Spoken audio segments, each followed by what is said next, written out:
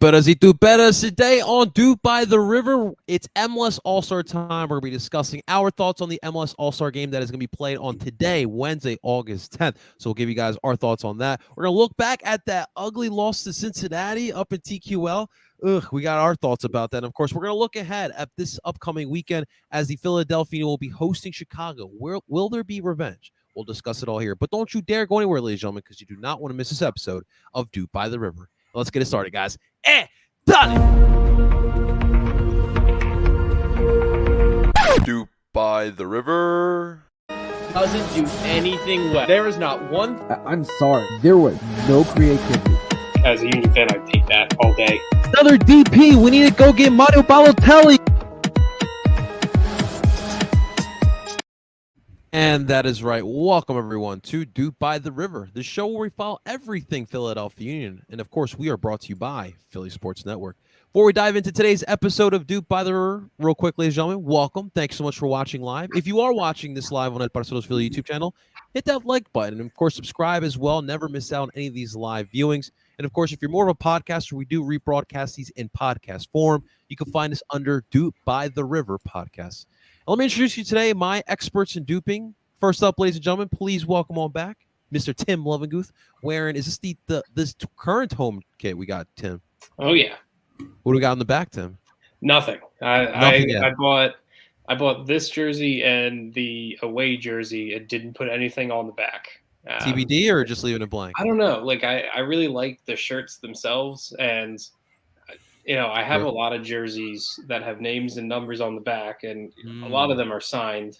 So I don't wear them out much anymore. So I figured I might as well, get some Union shirts that I can wear forever. And I love these kids. So, I think I might keep them blank for now. Unless, maybe we win something and then maybe a name or two will go on the back of those jerseys. Yeah. I like that, man. I like that. How are you doing today, Tim? I'm doing all right. It's getting through the week. A little tired, but, we're going to get through. We're going to talk about some MLS action tonight, All-Star game. Union lost, but hey, we get another chance on Saturday. You got to lose at some point, and to a team like this FC Cincinnati team, it might be okay because they look pretty good. Yeah, I felt like it was bound to happen, but we'll talk about that a little bit later. It's good having Tim back on here, and of course, ladies and gentlemen, Mr. Nickname himself, Justin, Deep Dish Pizza Debater Friedberg. What's up, Justin? How you feeling, man? Just hanging in there. Like Tim. A little tired, I've run myself pretty ragged this week with some some Casa League action on Monday, and I was busy burning the midnight oil writing the preview article for Chicago yesterday. I just literally 10 minutes ago got off of a NWSL to Philly Zoom call. To talk about gauging interest, about bringing a team, which me and soccer, as if I need another reason to loving to support soccer in this area. That just start taking my money. Justin. Yeah, just start taking my money now. So it's been a heck of a week, and it doesn't get any quieter at the end of the week. I got the Union on Saturday. I got the kicking out transphobia tournament Saturday. I'll be playing in that too. I'm so excited. Let's go. Yeah, Let's go. There's a lot of busy, but the grind never stops. The wheels don't stop turning. It's all in, baby.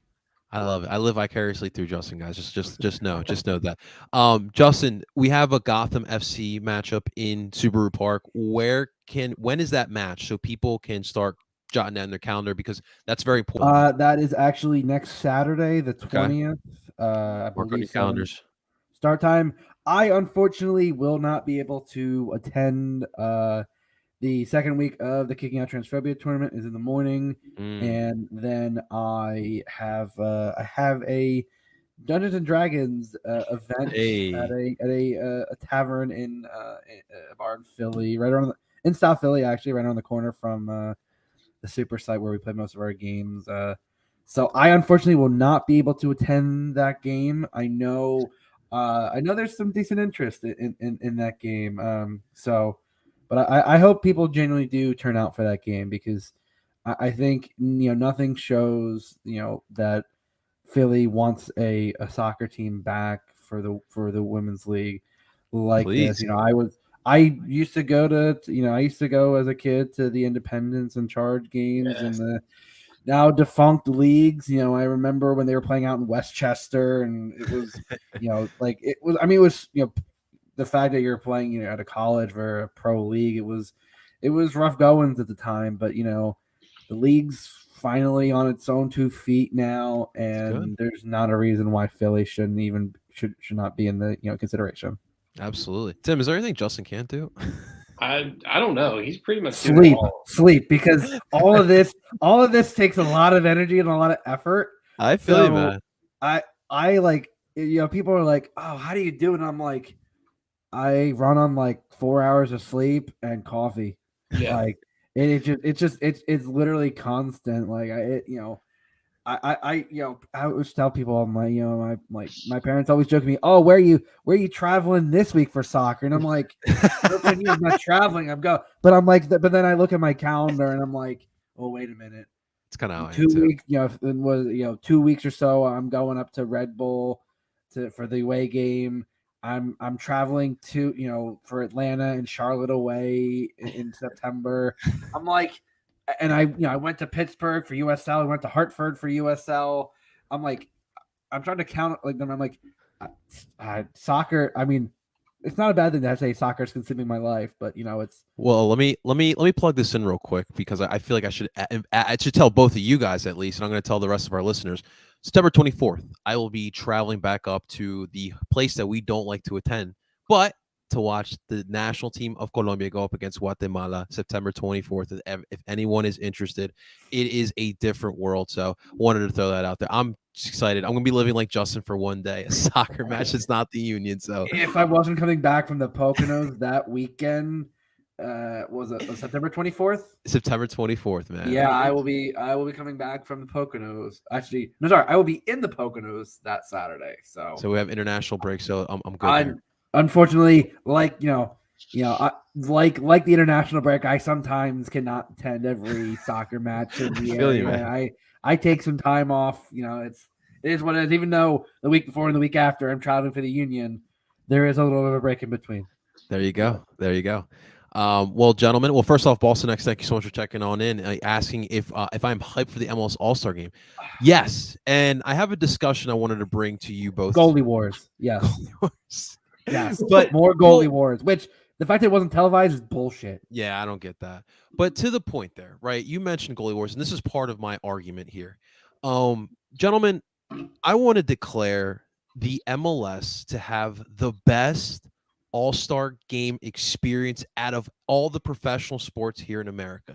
I mean, we all know that all the all-star games are essentially dying, but the MLS, maybe because soccer is still kind of fresh to America and American sports fans, but when I look at what happened yesterday, that was a lot of fun to watch. Yeah. And then I look at tonight, and you got a matchup between two leagues it's just more than MLS versus Liga. This is US versus Mexico. This is a soccer rivalry for the ages. And you cannot tell me as an American sports fan that this is not the most entertaining all-star experience there is out there. Tim, am I crazy? I don't know if you're crazy, but maybe a little bit. No, I mean it's definitely a unique situation because it's two different leagues coming together to have all stars from both leagues go against each other. And in other sports we don't have that. We have one NBA, so we have the NBA All Stars. That's true. All that kind of stuff. But yeah, no, it's a unique experience, and it's a lot better than when it was MLS versus some European team that was coming over for their preseason. Oh, cool. So the MLS could beat Arsenal. Like, that's great, but they were in preseason form, or whoever else it was. They beat a few other teams too. I think they beat Bayern Munich once. That was a fun time. But yeah, did we lose to Chelsea in Chester, Tim? I don't remember. I think Justin was there. So. MLS All Stars beat Chelsea 3-2, and I remember that game for multiple reasons. One, because David Beckham flipped me the double bird after I told him that pretty boy fucked up a corner kick. but also because Eddie Johnson headed home the game winner. And if you are anyone who knows anything about MLS, you know that Eddie Johnson was the goddamn man. He's a Yes, he beast. was. And Yes, he it was a shame to see his career end the way it did, ironically, because he has the same heart condition I do. And it's actually also what ended Clint Dempsey's career. It's what forced Christian Eriksen to get a pacemaker after his heart stopped on the field. So Eddie Johnson, man, the man, the myth, the legend. I got so many memories with Eddie Johnson. But yeah, all These I kids remember don't was know, Justin. him just heading, like, it was a thunderous header home, and I was with my dad. It was a great game. That was so much fun. It absolutely was. But Justin, one more point as well. Even like the skills competition, it brings like a certain again, possibly because like we're not really used to watching this all the time. But like I even look at I feel like the NBA had the best skills comp, and like I look at something like the slam dunk competition that had so much nostalgia, kind of dying out. And you know you got the crossbar challenge. I like the volley one. That was a lot of fun to watch. I think that is what was so more entertaining. But I think soccer, there's a lot of skill that can be involved in soccer, kind of like in basketball as well. And I think highlighting those, it really makes it so much fun to watch, man. But honestly, listen, the MLS clearly fucked up with not having Andre Blake involved in if I remember correctly, in the goalie wars. I did not see anything. Would you want to see him in it though, Justin? Because I didn't see anyone that indicated that he was involved. I'm pretty sure that it was only MLS Next goalkeeper, which is highly disappointing. I mean, it's so MLS, right? Because they're like, all right, we want to test this out, but we don't want any of our goalies to actually get injured. And it wasn't televised, and like right now, like at this point, I have a few people who I know who are my eyes and ears. One of them being our dear friend Morgan Tenza, the hardest working social media / photog in the biz. Shouts to she's currently field side, taking some pics. So shouts to you, Morgan. But we love ourselves. I have not heard. Those are the inklings. I was like, oh, are there any that? And they're like, no, none of the MLS goalies. They're like, it's just like, well, that's disappointing. Like for a lot of reasons. Yeah. Like you brought it back. You brought back one of the most exciting things from early, MLS All-Star games, and it's like you're not televising it. You're not bringing. It's like you're just ripping my heart out. MLS, how dare you? Tim, when are we going to get the Prem versus La Liga All-Stars? I mean, like, when are they going to start getting on the same page? If you think the Premier League would ever put together a group of all-stars to play on the same team, they would hate each other. I mean, well, and to that point, like I've heard stories all week about like past MLSers who said that they hated this. Like I believe I heard a story about Bradley Wright Phillips saying he's like, I hated it when I had to go and play with dudes from the Revs or dudes from DC or dudes from the Union. Well, like maybe one or two, because there weren't many Union All-Stars back in the day. But like the players, while right now it seems like maybe they're a little bit more cohesive, like they're having fun at these training sessions that they're really light training sessions and things like that. It's still kind of very foreign, like to have these guys who like Chicharito and Carlos Vela are like hugging. And I know that they're both from Mexico and they do that when they play each other a little bit, but that's LA Galaxy versus LAFC on the same team, and they're the same starting 11 right now. Like that is just a little wild. Yeah, it definitely is weird. But let's look at the lineup here. It just came out as soon as we went live here. So this is the lineup here today for your MLS All-Stars. Of course, our boy Andre Blake, as Justin would say, Minister of Defense. All right, let's put some Philly respect. Sports legend nickname. You give it to Andre. Okay, listen. Put some respect on that man's name. All right, the Jamaican sensation. Put that in permanent marker, Justin. Of defense. The big green machine. We got. He's the only non-American goalkeeper. Or the second non-American goalkeeper to be a starter twice. Really? I think Jorge Campos was the only other one. The man, the myth, the legend, Jorge Campos, who I based the Sporting Serotonin goalkeeper Yes. kit off of. So Oh, look It's at you. not- That's a little tidbit, a little serotonin tidbit. I like that. Palacio's got the start over Wagner. Hey, we'll take it. You got Miller, do Zimmerman, not Araujo. understand that by any stretch of the imagination. You got a 3-man midfield with Drusy, Nagbe, and Reynoso. So you got 2 guys that are gonna be pushing it up in the attack, and then your front. That's a weirdly like if you're trying to do that 4-3-3 with like essentially 2 8s. Those are tens.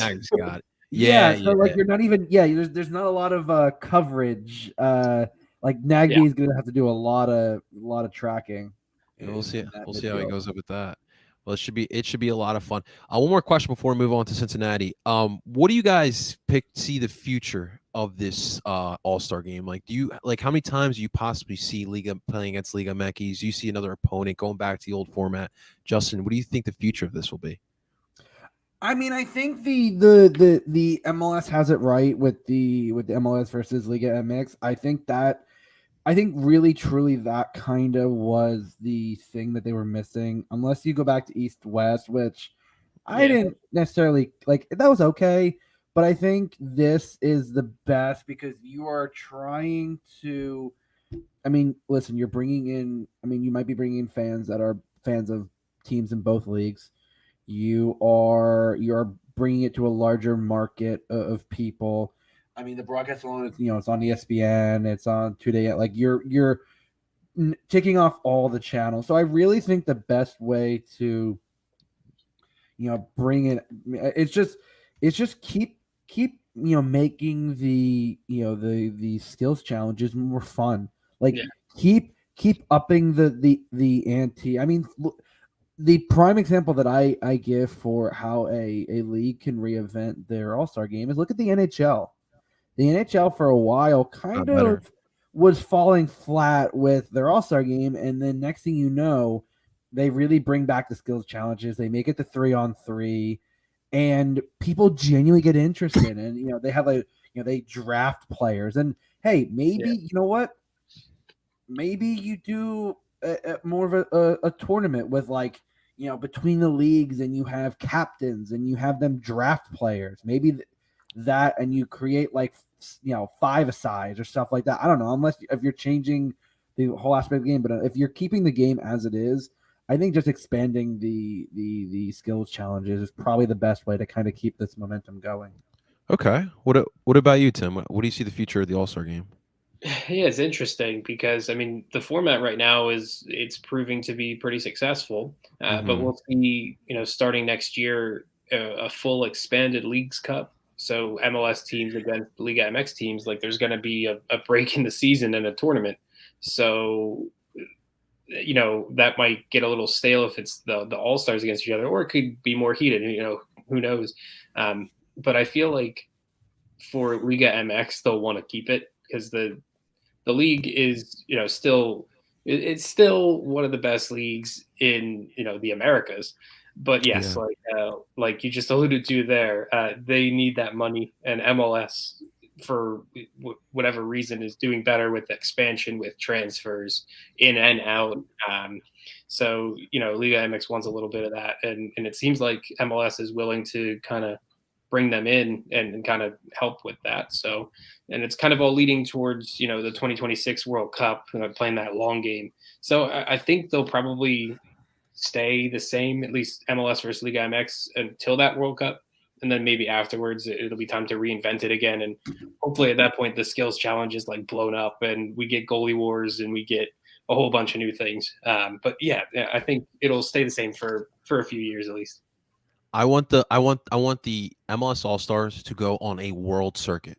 I want to go up against the Brazilian All-Stars. Give me the Argentine All-Stars. We're gonna go all the way up to we're gonna make the Prem heads. We're gonna make those All-Stars. We're gonna make an All-Star team.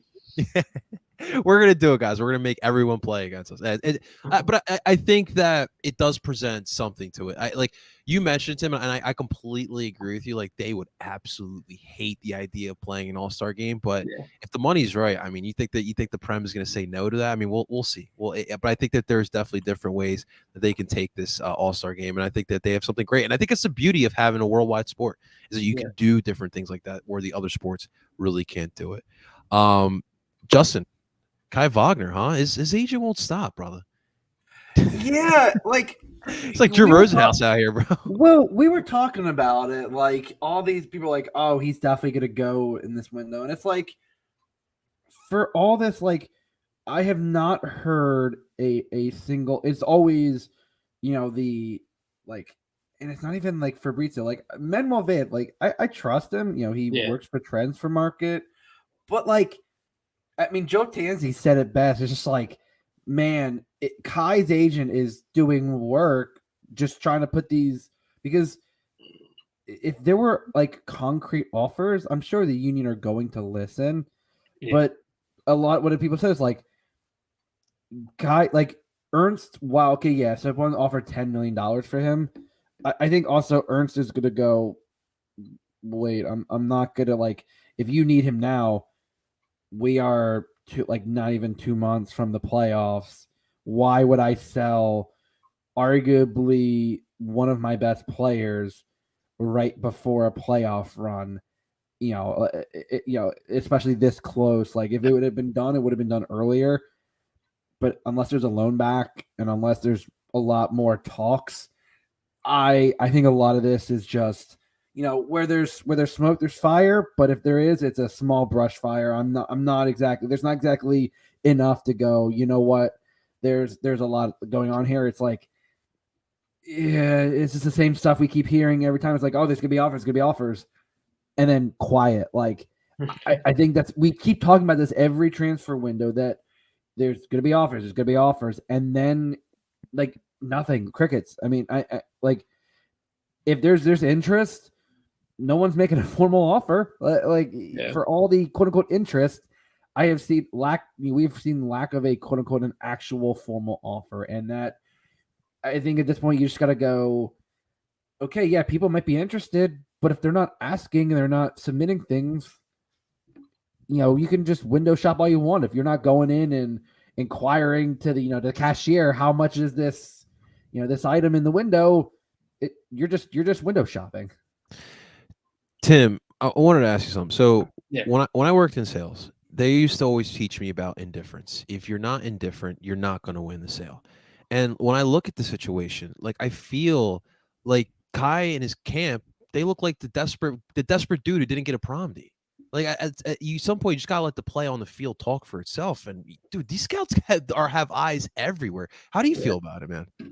Yeah, I mean, it's a little fishy that it's coming out again with a few weeks left in the transfer window. It seems like Justin alluded to, it kind of is always around this time before a transfer window ends that there's all these rumors. And honestly, like when I saw it today, I was like, most of these moves would make a lot of sense for Wagner and for the teams, and it would have to be a good return for the union. But I don't see it actually happening, and or if it does, it's a loan back where the union have Wagner for the entirety of this season, and then he would go like in January. Yeah, I don't know. I think you're right. It does seem like Wagner's camp is being a little desperate for a transfer. It seems like it's been. They're like, hey guys, let's spin the wheel. Yeah, Burnley and Forest, and they're just spinning a wheel and picking, like the fact that like Manuel Vega said like Dinamo Zagreb. I'm like, okay, are you just picking random teams that like have made have been in the Champions League or Europa League, and you're just saying like, or what was the other one? Was like Benfica? Or it was like you're just throwing teams out there, and people are like, oh, I know those names. Like I feel like just to get like Kai's agents like, all right, what team is like Champions League or Europa League adjacent that we can like throw our the dart against the dartboard and see if people recognize the name. Yeah, I mean, don't get me wrong. Like Kai Wagner has played well enough to warrant these rumors.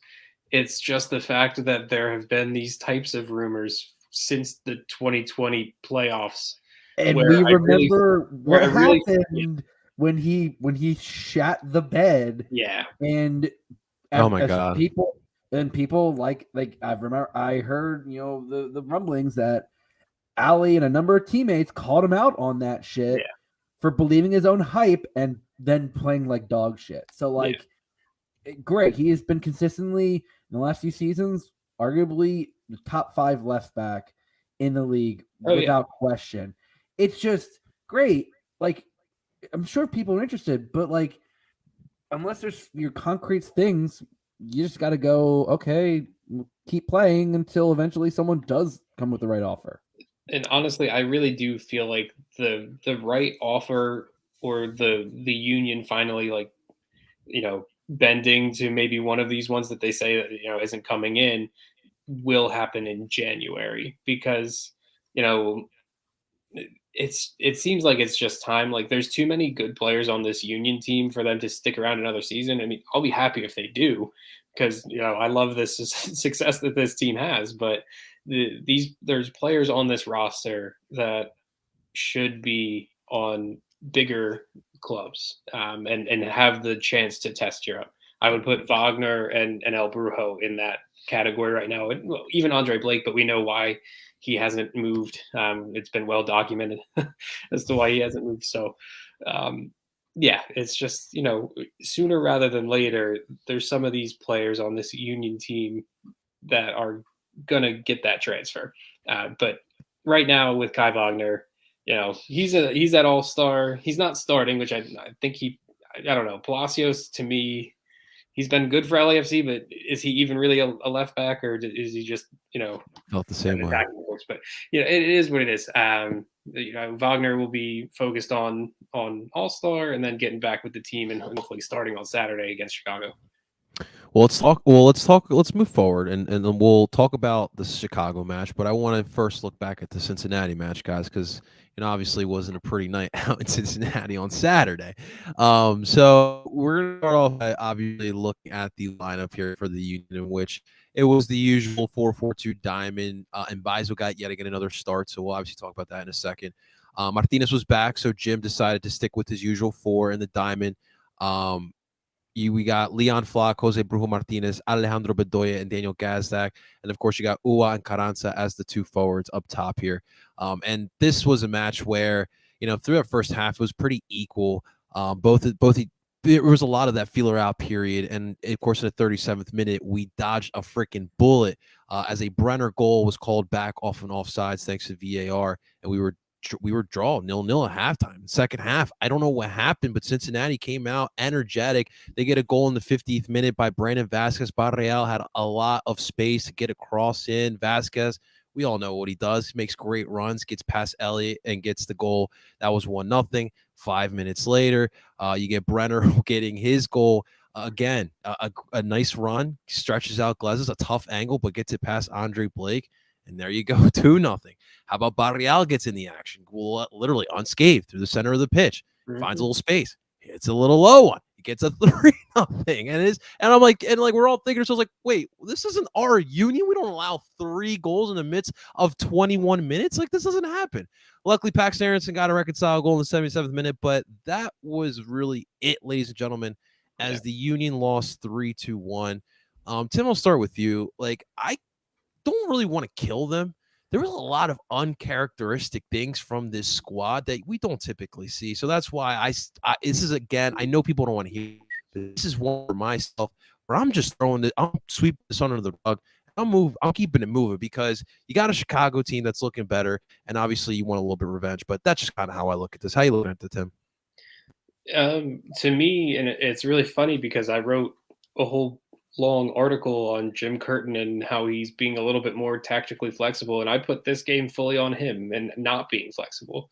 The players that he called upon, when you have Flock and Martinez in that midfield, you're playing a counter press or selective press, whatever you want to call it, and you have those 2 players to really put out the fires and then maybe make 1 or 2 passes moving forward, but they're not going to be your playmakers when you turn that defense into attack. And it was clear that since he wasn't going to get caught up in their own ends, so when the Union did get the ball, they were kind of stuck.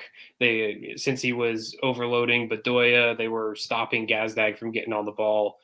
and then it was just long balls that weren't connecting. And so I even said, I think I said it on Twitter, I was like, the Union would be lucky to go into halftime tied, and if they do, then they need to make a substitution early, like in the first few minutes or at halftime.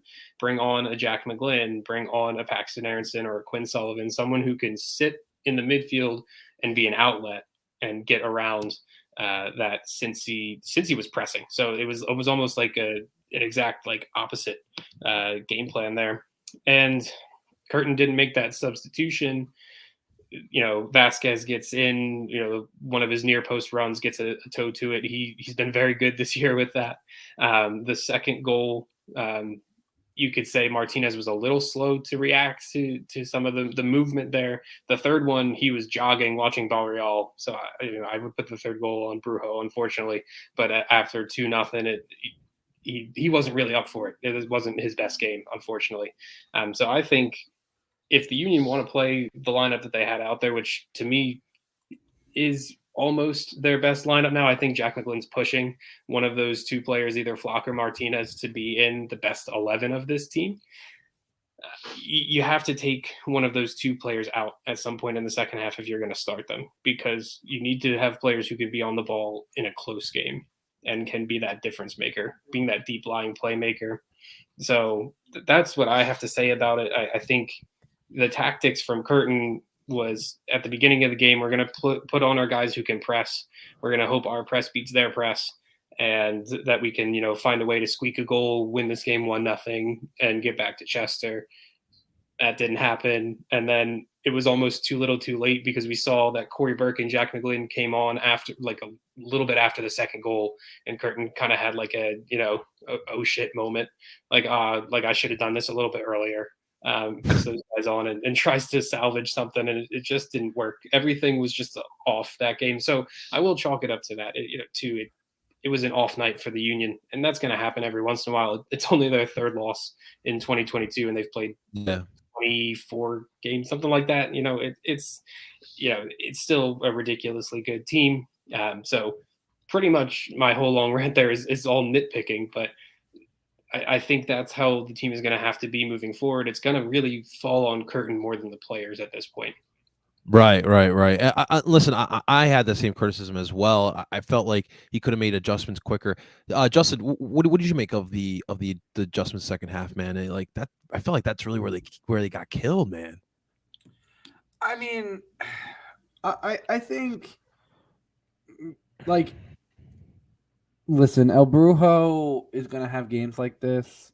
I think, for all the talk we talk about, and him being one of the top sixes in the league, he is guilty of just having some real stinkers. And the game against Chicago comes to mind, and people have again, and this is why I love. Well, this is why I hate our fan base from time to time. It's also why I stay off the social media when it comes to like the weekend of games. I didn't even get a chance to watch this game. I caught the highlights because I was at a friend's party all night, and you would have thought that the Union have lost like 3 in a row, and that this team, like the team had not just been on the 5-game winning streak and had an insane month of July. People have already seemed to have forgotten that fact. And listen, people seem to forget that Cincinnati is a better team than they've ever been. I mean, this is the best. This is by far the best Cincinnati team that we've ever seen. I also think, again, it is on the road in Cincinnati. Yeah. Like, if this is at home, again, we drew them 1-1, but like we had chances to win that game. Those felt like drop points to me at home against Cincinnati, where this one is like, you know what? The Union just weren't up to snuff. And you know what? It's okay. Through 24 games, you only have 3 losses. Like, I feel like it's hard to argue that this, like, Jim messed up the changes here, and him, bringing on McGlynn and Corbrook's, like, if you do you're doing these. Jim has this happen sometimes. of not making a sub before the tide turns, Yeah. and then making the sub after things have already blown up. Like at that point, if you're already 2 goals down, you make a sub before the third goal happens. Like at that point, if it bam bam like that happens, you need to make a change now. And I think Jim is guilty sometimes of not doing that. But at the end of the day, it is only the third loss of the season. It is to a team who I think if you have to travel to Cincy in a one-off game, I think that's a tough ask. So again, especially in Ohio, I think both those teams, those stadiums seem to always be fortresses. Mm-hmm. But again, it was bound to happen. Like you're not going to win forever. It was not a great game, but not every game's going to be like like it was in July. So at this point, you just gotta. At this point, and Jim said, you just gotta move on. You gotta basically gotta pick it up and just say, okay, on to the next game, because you have a team that's in better form. I wouldn't say. I mean, I'd say they're in solid form, but again, you're going to be at home, and I think at the end of the day, the Union at home, I back them, 9 times out of 10 more than I would on the road. Yeah, that's good points, man. That is it. It's definitely man, they got it rocking as well, man. You heard the chants. Yeah, I definitely give credit. You know me, I give credit where it's due. And TQL was definitely rocking. It felt like the attack was kind of off as well. Maybe just because it just felt like the whole vibe was off with the Union on that night. But just really felt like they struggled to get out of that press. And obviously the back line had a very uncharacteristic game. I honestly didn't recognize that back line for most of it, especially center backs. But like, what did you see? Like for me, like I didn't see that link up between the back line and the front line as well. Tim, what did you see as far as the attack goes? Yeah, the attack was non-existent, and that was because of the Union's game plan. Unfortunately, their outlets when they had the players that they had on the field were, all right, if we can get it wide right to Bedoya, we can maybe have some, a little bit more movement, or if we can play Gazdag into, the half spaces before the attackers, then he can make the pass. But those weren't there. Cincinnati took those 2 guys away. So then any chance that the Union had to play a ball to the attack had to be a long ball. And it was Brujo putting long balls over, a little bit of, the center backs trying, and they didn't come off. So that was where the disconnect was to me on the night. It was just the Union were trapped in the midfield, and the 2 people that they relied on to be their quote unquote playmakers on the ball couldn't get touches because they were taken out of it. What about you, Justin? What did you see? I think I saw everyone just genuinely being off. I mean, despite the connection that Gazdag, Uwa, and Carranza have, I think if the ball's not getting into Gazdag, if they're trying to spray and pray like they've done in the past with the, and I think Cincy is one of those teams where, because they are Pat Noonan's side, they know how the Union operate.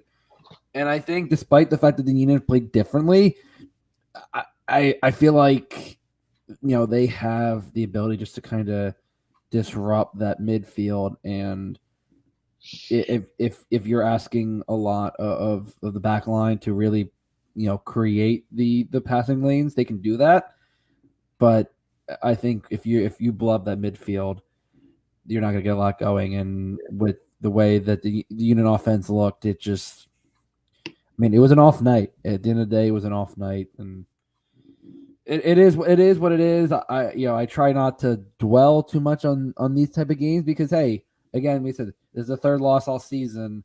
We haven't had too many of these games where it's like, oh, they were clearly like, I would say by far this is probably the worst game that they've had, which is saying a lot considering you are more than 2/3 of the way in through the season.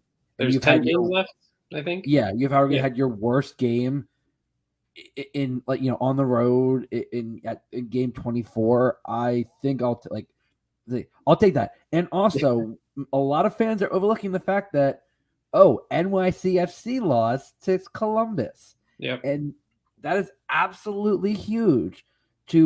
While you drop points, you also have the team below you dropping points.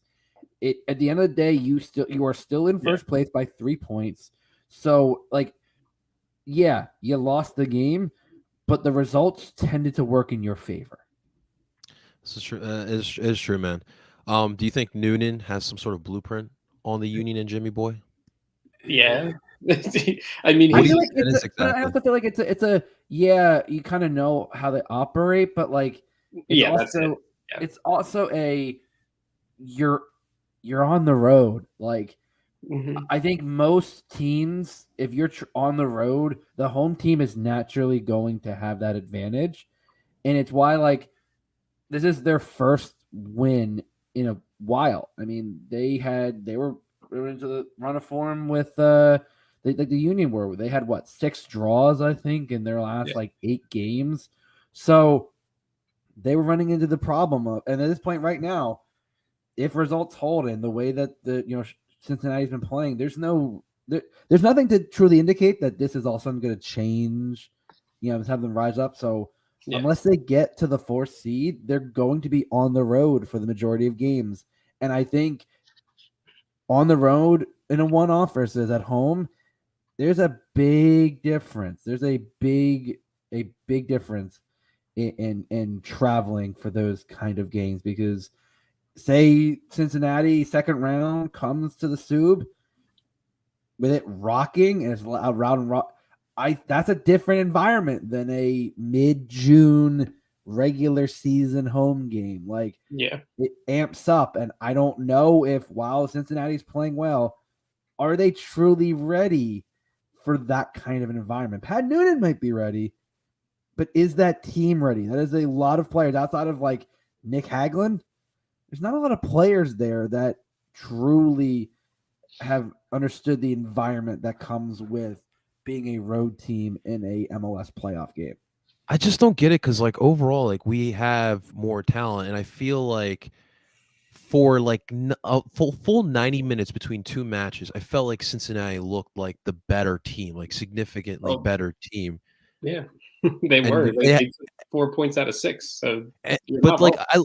I look at the weaknesses of Cincinnati. Like we've exploited bad back lines. We have troubles trying to exploit that back line, and we talked about the set piece during the previews. I didn't see him trying to take advantage of that either. It's just trying to figure out what it was against this Noonan team because I just don't feel like they are much better. They shouldn't be much better than us, at least on paper, and what we've seen from both squads. Yeah, I mean, I think you can just chalk it up to that Cincinnati was up for it. They hadn't won a game in a long time, and they caught Philly, like Justin said, where everyone was on an off night. There wasn't one player that really stood out as like the best player on the pitch. Maybe Paxton Aronson with the way that he started that attack and then finished it. I mean, but with a hell of a deflection. I mean, that thing has some hang time. I mean, Yeah. MLS had to give an Aronson a goal on that day because Brendan's goal was taken That's away right. in the league. So even though there was a deflection, MLS said no, that's an Aronson goal. So yeah. One more question. Does McGlynn have to be inserted into the starting lineup? It's something I saw a lot as well this weekend. I feel like for this upcoming game, I feel like I think actually it might be the better thing because I feel like looking at Chicago and looking at the way they play, the way that they got the Union, and this also is because of Chicago's field. I do not think the grass at Soldier Field is all that good. Like every time I've seen a game there or seen the play there, it always just looks so choppy and it just always but the thing they were trying to do is play the balls over the top. Mm-hmm. And I think and getting it on the end of Mueller. And I think this might be where I think Nate plays again. I think Nate playing, especially on Mueller, like I think him locking down Mueller will be big. And having Leon, who, I mean, let's be honest, the last time Brujo played, he was reckless, and honestly, he deserved both of those yellows. Like I think it was a bad game from him, and I think you know what. I mean, you've seen some success with throwing Leon at that 6 and throwing McGlynn and Ali as the shuttlers because McGlynn allows Allie to get forward a lot more and allows Jack to sit and be that Harris type regista where, listen, you're not asking Jack to do a ton of defense work. That's on Leon. And Allie can still get back. He doesn't have to go forward, but the pressure is off of him to where Jack can kind of it's almost a 4-2-2-1-2. Yes. Like because McGlynn can kind of come back and play next to Leon, and they can kind of cycle, and then you have, you'll have Gazdag, and like you kind of have more of you have a better, a better formation. And I think now I'm realizing I think I added an extra player on the field. That's a problem. When you start adding more numbers, you start forgetting how that. But essentially, what you'd be doing is you're giving the players the midfield more freedom, and I think in general, if you're Ezra Hendrickson in this game, if Brujo's starting, I think you're looking to do the same thing. I mean, obviously it's different at Subaru Park, but I'd be looking to do the same thing that got him 2 yellows. And if you're Jim Curtin, you got to go, this is not going to work. Like we cannot, like, not saying you need to blow up the team. Hell, I mean, I think again, everyone has off nights. I think most of your violence could be the same. But again, the biggest thing with the depth that you have, especially in the midfield, is okay. You know what? We can rotate most of this midfield because outside of the front 3, and I say maybe Allie, a lot of the midfield is very rotational. I mean, and I think that's a good thing. You have players that are obviously defined starters, but with Brujo, with Leon, with Jack, with Quinn, with Paxton, you have players that you can rotate in, and it would not surprise me if it would not surprise me if Brujo's still in there because it's Jim. But again, we talk about it. Jim doesn't overreact, but I think Jim also knows when it's right time to switch out players. And I'll say cue Olivier Mbaizo and Nate Harriel in terms of now platooning. Like people thought, is this Nate's job? It's not Nate's job anymore. It's like, well, no. Jim is realizing that in a more expansive game, in a back and forth game, you need someone who is going to go up and back. If you want someone who's going to lock down and can still get some crosses in, that's where Nate comes in. So I think, again, Jim's tactics were off against Cincy.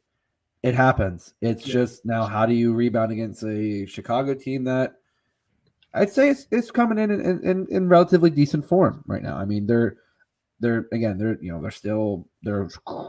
hanging on in the playoff line, but they're in better form than they were when they faced the Union.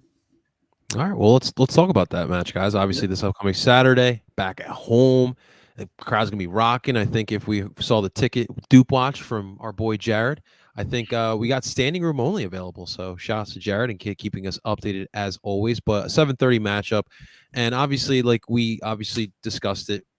This was probably less than a month ago. We went up to Chicago, got upset on a midweek match. A lot of guys were not a lot of rotation per usual. But Chicago got the best of us, and they definitely look like the better team for most of it as well. But the difference is you will be back at home, and of course we typically play better at home. There's no one here for us to kind of give us the insight from Chicago, but we're gonna give you guys our insight from Chicago from what we have seen, and we obviously give you guys the up as we. Or the preview that you guys definitely need. What's up, Ray Nell? It's good seeing you, brother. So let's talk about it, guys. So, these guys, like Justin mentioned, hanging right there at that playoff line in 7th in the Eastern Conference, and they're riding high. I mean, they got a win against Seattle. I think they've been unbeaten or they haven't lost in the last 10 last 7 if I saw that correctly.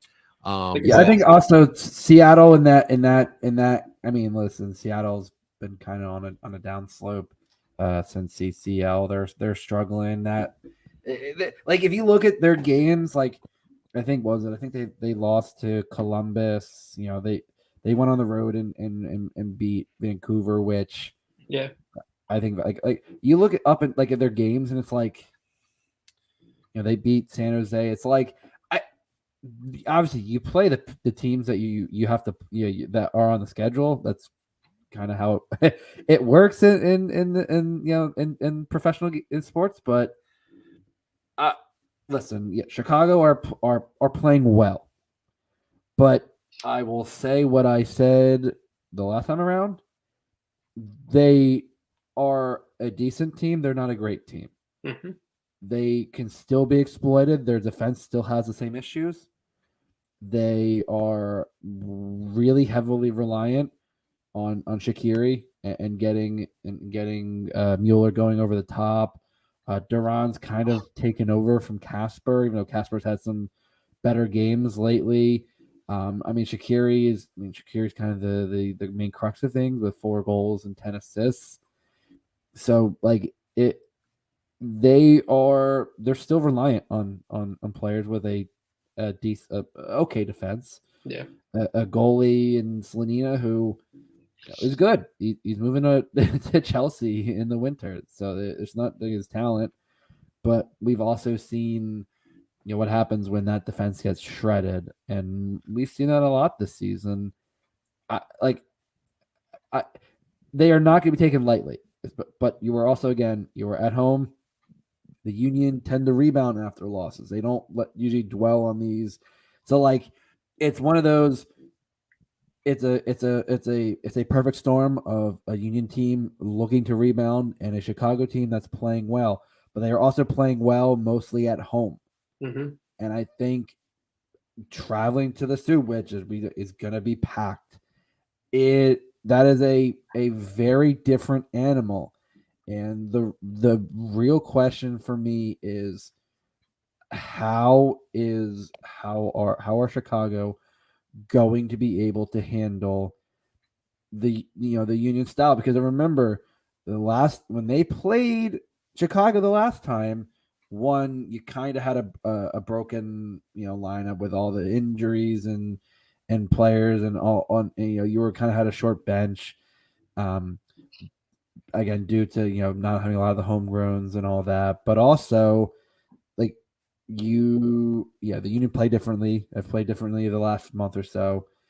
You're gonna have a basically full roster, and again, you're on a much better field. And I said this before the game, Soldier Field. I think that grass is garbage.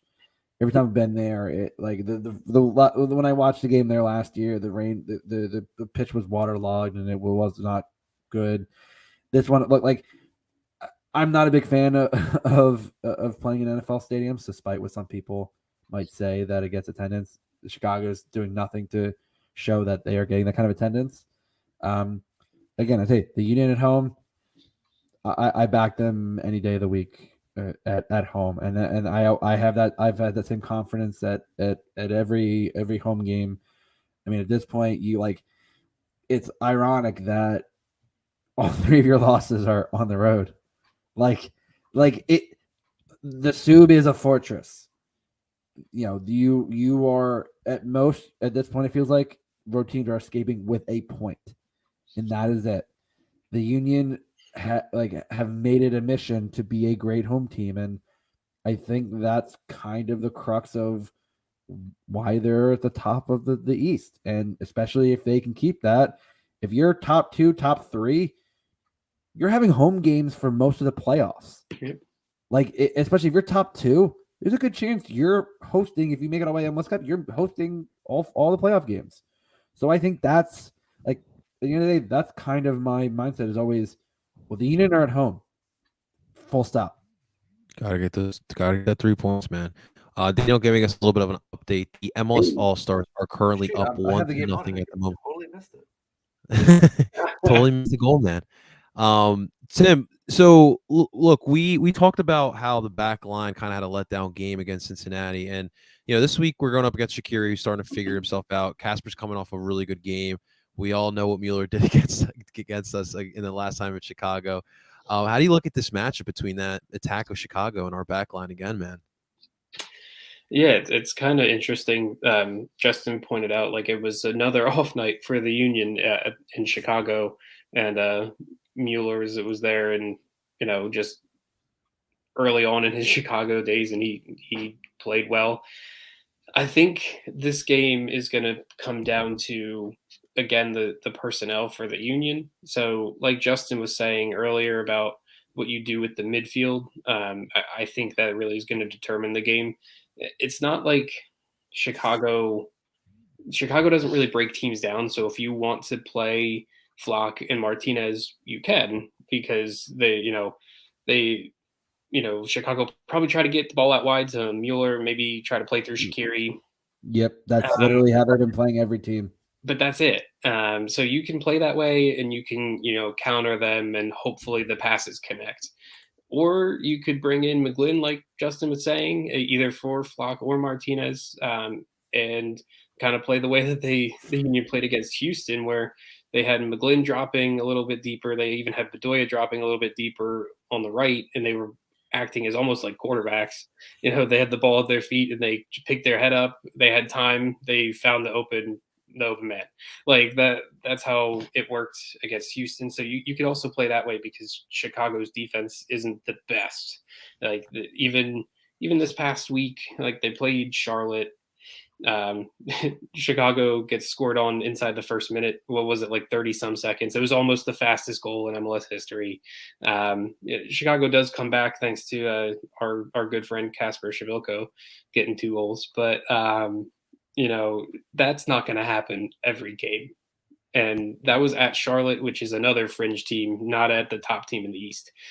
So for the Union to really stop Chicago, I think it's determined on which way they want to play, and they've shown that they can play 2 different ways. They can play now with the ball if they put in McGlynn, or they can play a counter or selective press with keeping their, quote unquote best 11 in there and just pressing Shaqiri, pressing Mueller, and not letting the ball get over the top to Kasper. And that's pretty much it. So the Union have options, and like Justin said, they're at home. They don't lose at home. So, I think the confidence is going to be up. And also it's a revenge game, because Chicago is one of the 3 teams that beat the Union. So that's definitely going to be up there. Jim Curtin's going to be talking about it all week. The players are going to be up for it. So, yeah, they're, the way to stop Chicago, there's many ways to stop Chicago. I think that's what I'm getting at. And hey, you just gave up the most goals in a game you've given up all season. The first time you've ever given up 3 goals. Yeah. I think Jim's going to look and say, yeah, look at that defense, and I'm sure Elliot and Glesnes and Kai, and if it's Nate or Olivier, and go, yeah, I don't think Gell want to do that again, do you? And I think it's gonna step up. Like, you're not giving up 3 goals. I don't even think you're giving up 2 goals again. Like, no. Yeah, Chicago beat you 1-0 in, again, with a ridiculously short bench. I mean, Chris Donovan was coming off the bench. You look at that bench. I mean, you were missing a lot of the homegrowns. It was like you were missing a lot of players. It was a very short bench. It was an ugly game. That's not happening again. Like, especially off of the backs of this Cincinnati game. That's not happening again. I think the Union are they always are going to step up. Jim has no problem getting these boys ready to step up, and especially at home, where the fans are going to have your back. Yeah, one player I wanted to kind of look at here for Chicago is Federico Novato. He's been someone that's been really stepping up here for Chicago, and plays at CDM in that 4-2-3-1 that they play in. But he's someone that can get forward, kind of like I look at kind of like how Polster does for New England, and it's definitely someone. And he got the goal against us in Chicago as well, which is funny, because there was a lot of reports after the end of last season he wasn't coming back. Yeah, right. They were gonna jettison him. So that is the weirdest thing. Because I mean, they got Pineda, they got their homegrown. Bringing back Navarro to a lot of Chicago fans felt like a weird move. And so he's been a better player this season, and I think it's made it's made the front office decision to bring him back has been a good thing. But yeah, it's a weird thing considering how he nearly wasn't a Chicago player after last season. Mm-hmm. Yeah, man, he's been really big for what they've been trying to do as well. And I can't wait to test Skaga, man. I did listen to his presser after the Chelsea announcement, and he really is mature for his age, man. It kind of felt like when I would hear Brendan talk, when he was still here in Philly. He's very mature for his age, and it seems like mentally he's ready for this, obviously, and he talked about it too. He's got a lot to work on, and we get it. You play for Chicago, who doesn't have a very strong defense, but what's going to happen if you get loaned out to one of those championship teams? They don't have a good defense as well. What are you going to do at that point? So it'll be interesting to see. He admitted like there was a stretch of this season where he had really bad games. Yeah, right. I mean, and one of the biggest things he's admitted he's had to work on is coming out for the ball. Like he's a great shot stopper. That is arguably like that is not in question. It has always been like commanding his pockets. Hey, yeah, he's a young kid. Like, and I think it's with him. It's like you maybe develop a little, like build a little more muscle, like be a lot more commanding in the box, coming out for the ball, punching it. When to come out for it. I think, but he's learned that it's like, but yeah, it's like for his age and for his like the way he's been, like he's definitely got a good head on his shoulders to kind of understand what it is to step up and step up to a potentially a Premier League job. Should be a lot of fun to watch. Any chance that Wagner gets any revenge on Mueller in this one? Maybe puts him in a blender. I'm just as long as he's not two-footing him, like let's keep it at that. Let's keep it red card free. Yes. And it was crazy because like Mueller was playing like on both sides, right, in that first game. Well, initially he was on the right side. He wasn't getting a lot going on that right side, and then they decided to flip him to the left, and it felt like all of a sudden it was like, but it was like it wasn't for like the first 10-15 minutes he wasn't getting anything going. Yeah. But then it was just a couple moves. Like it was just Mueller started testing it out, and there was they were clearing it. Kai was getting in the way, like, but then that goal, like then the move happens, and it's like you could tell that he found that one moment that unlocked it. Like it was just that one, but again. I think knowing how Kai defends, I don't think, especially at home, I don't think that kind of thing is not happening again. Yeah. Especially because Mueller was like, again, that was him coming back to the league. Like, I think enough now. You're like, yeah, you're not doing that kind of shit twice. That is very, very true. Very, very true. All right, gentlemen, let's look at some lineups here.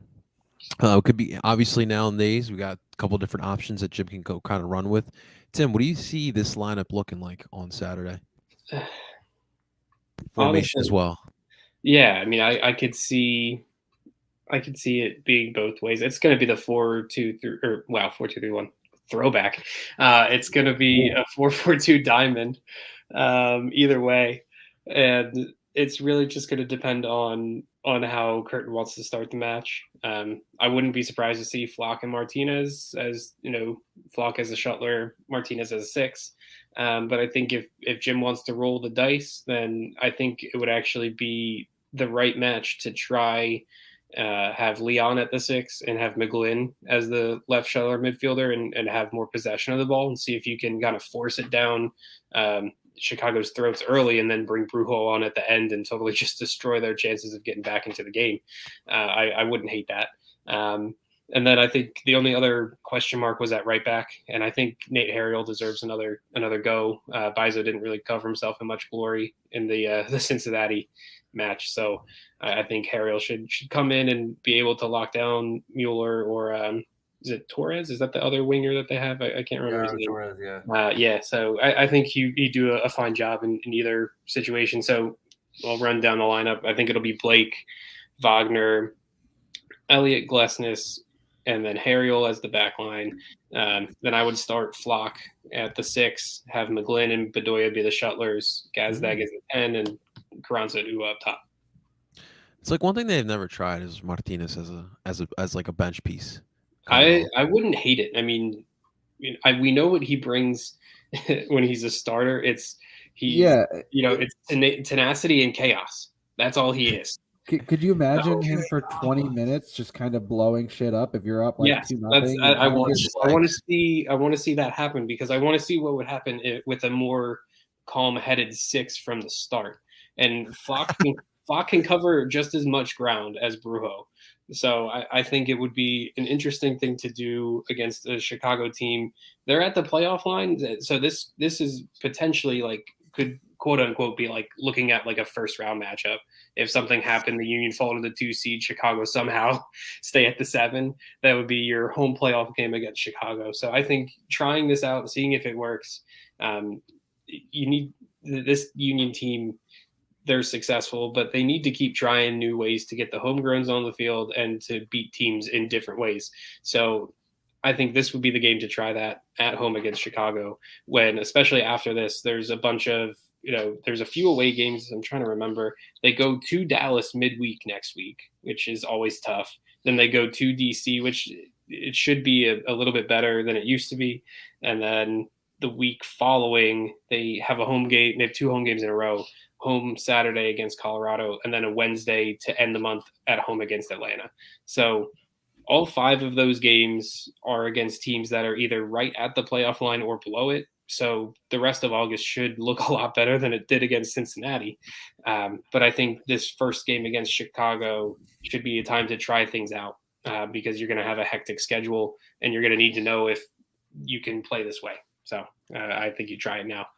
I completely agree with you. I agree with your points as well. Like implementing, I just rotation. Like that's one thing I really would love Jim to implement, is a little bit of a rotation. I don't think it would hurt, and especially you literally brag about the depth. So let's the best way to show it off is with a little rotation. Justin, you agree with the lineups? Yeah, I think Tim and I are kind of been on the same page with that. That I would absolutely. I think the back line I absolutely agree with. I think, given this game, given how how it was against Cincinnati, that's the risk you run with Olivier. That I think maybe Nate would have been better in that situation on that side. So I think Nate comes in. The midfield that Tim mentioned, I think that's the midfield I want, and I feel like that's what should happen. We know Jim, it might not happen, but that's the one I absolutely want. Yeah, and that front 2 isn't going to change. So I think, and that's the biggest thing is I would love to see what would happen with Brujo coming off the bench. I think that's something we haven't really looked at much, and it's an avenue that imagine keeping him fresher for the for the playoffs and kind of rotating him in more. Like I feel like you have that luxury given your opponents, because in the next in the rest of the month, I think really the only game that's an issue is going to be Wednesday against Dallas. And it's just because on the road in Frisco, like it's a hot one in August. Dude, it's going to be hot. The Union struggle in Dallas. Look, I mean, it's like, no. Does anyone want to be in Frisco? No, not right. Let's be honest. So like, that's the only game in the next, like, I mean, people looked at their schedule. The Union schedule was pretty favorable for the remainder of the season, and it's just because you have teams around the playoff line or below the playoff line, and it's not saying like you should absolutely win. It's like, but arguably you should be able to win these games, especially when you have a decent amount of games at home. Yeah. The funny thing is that the only time the Union have won in Dallas was the 2014 Open Cup run. They went to Dallas in the semifinals and beat them on penalties. That's the only time they've won in Dallas. Sorry, I just had to look that up because I was like, they've never won there before, have they? It was the only in the Open Cup run, which is funny. It's crazy because there was an actual MLS Cup in Frisco as well. Pizza Hut Park, R.I.P. man. A little bit of a throwback right there, guys. Real quick. First off, AK Gaming, welcome back.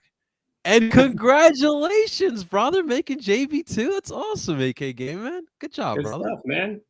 We love to see that, AK Gaming. We appreciate you coming on here. Well, AK Gaming, how you feeling about Saturday, man? We got your boys coming in Chester. We need to bounce back a little bit here. Should be a lot of fun, man. Should be a lot of fun. All right, well, gentlemen, how about some predictions? Let's get to some predictions here. Justin, break it off for us, man. What do you see happening on Saturday night at the Soup? It's gonna be wildin'.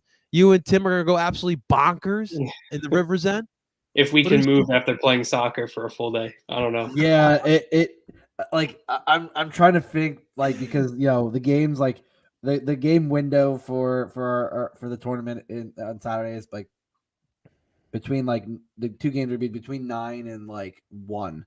Yeah. So it's like, am I gonna be able to watch? Like, I'm gonna have to go home, take a shower, get over to the Sub for the Sunbed tailgate, and yeah, and then Sunday I'm golfing and so like.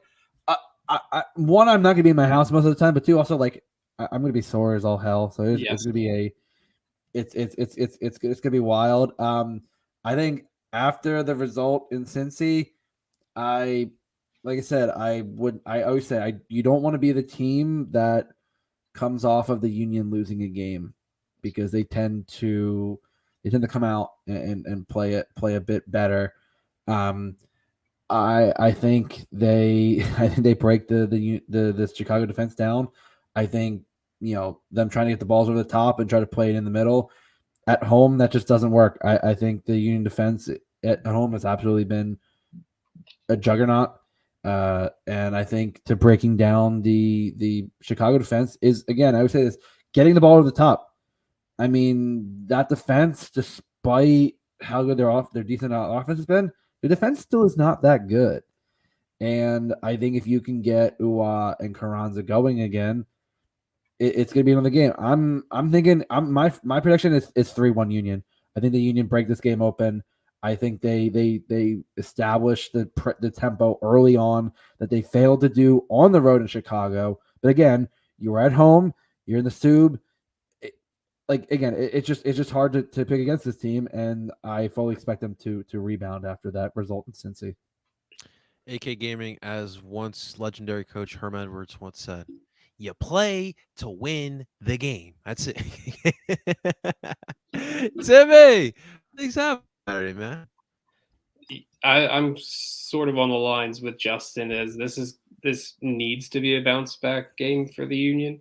I just looked really quick, and after each loss, even including the Open Cup loss this year, the Union have actually drawn all their games.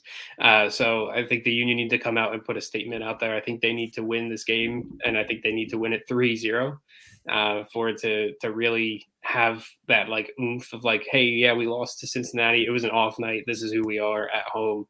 We're beating the 7th place team. We're beating them 3-0. And everyone will, to quote another NFL coach, past coach, they are who we thought they were. Yes, are you Dennis Green, right? Dennis Green. That is another. This is why let's do by river, guys. We got all the NFL head coach quotes we need here. We about to make the fire into a nice deep dish pizza. Send it back with some extra sauce on top. Justin, why are you doing that, man? Now I'm hungry. Yeah. So am I, and I quickly scarfed down dinner going from my workout and the Zoom call. So yeah, I'm making myself hungry as well. My man's been busy. All right, we'll answer this one last question because listen, David's asking basketball, but it has something to do with our part owner, Kevin Durant. Everyone's wondering, will KD come to Philadelphia? This is a bonus one for you guys. You guys think KD will come? Our owner will coming back to Philly. I don't know. The rumors I've heard was like including Maxey in a deal, and I don't want to give up. I don't want to give up Tyrese. Yeah. I don't know. I feel like right now the Nets should totally play hardball like the Sixers did with Ben Simmons and just be like, all right, well, you have a contract with us, so we're not like, we're not taking Ben back if that's what you're asking. No. I don't want Ben. No. I'm just saying the Nets should totally hardball KD, and then maybe it makes it so it actually lessens his value a little bit, and then the Sixers can get him without giving up Tyrese. That's what I want. I want the Nets to really actually hurt themselves by doing this. I'm fine with that. I mean, you guys heard the story. I mean, they asked Ben Simmons if he's going to play Game 4 in an elimination game, and he just leaves the group chat. He left the group chat. Man. I think that's what Jameer Montero did. I'm kidding. It was a joke. It was Ouch. a joke. Oh man. Awesome stuff. All right, guys, that's going to do it for this episode of Duke by the River. A big shout out to Tim and Justin here today, giving us the expert knowledge that we need to get ready for this weekend. And thank you guys for listening on in as well. If you guys are watching this live, seriously, thank you so much for hanging out with us. Make sure you guys hit that like button for more of your viewings here live of Duke by the River. Of course, you can find us wherever you stream podcasts. We're available on Duke by the River podcast. Of course, ladies and gentlemen, please thank And please give a good goodbye to our man, Tim Lovinguth. And of course, that is Justin Deep Dish Debater Friedberg. I go by the name of El Parcero Philly. And we're telling you guys